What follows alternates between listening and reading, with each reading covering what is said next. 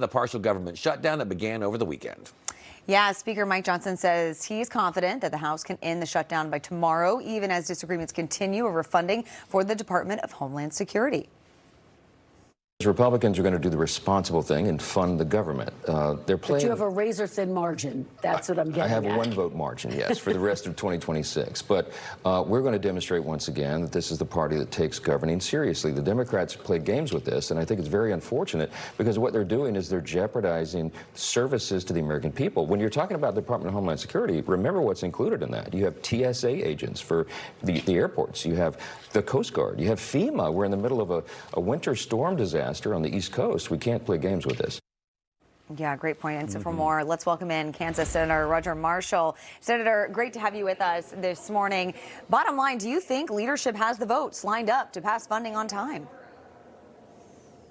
Well, I do. I have confidence in Speaker Johnson. He does have an impossible job. But I think the focus here is that the Republican Party is the party of law and order, that the Democrats, they're the party of defund the police. And this is the next chapter of that book. But I think with Speaker Johnson's leadership, the president's going to have to lean into this, that we'll keep the government open and, do, like he said, do the responsible thing. It's interesting. This is going to backfire on the Democrats. If they shut down the funding for DHS, they're also shutting down funding for FEMA, for the Coast Guard, and for TSA as well. So this will come back to haunt them. Again, the Republicans are focused on law and order.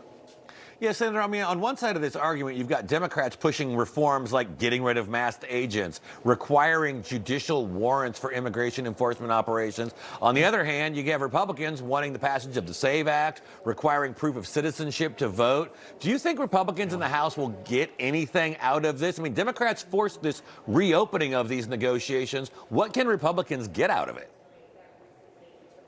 Well, I think we try to govern responsibly, as Speaker Johnson said right there. I think the real issue should be is how we got here, that how sanctuary cities backfire, that because of these sanctuary cities, because of a lack of law and order in Minnesota, this is where we end up. This is why riots happen as well. So I think we need to be focused, just do our best to get through this little battle, get the government funded, but stay true to our cause. We need to stay true to the cause of making America safe again. And remember, this is on the back of Joe Biden gave us 10 to 20 million illegal aliens. No one said it was going to be easy to dig out of this hole, but we need to stay true to our cause, focused on what's important to us, and that's to make America safe again.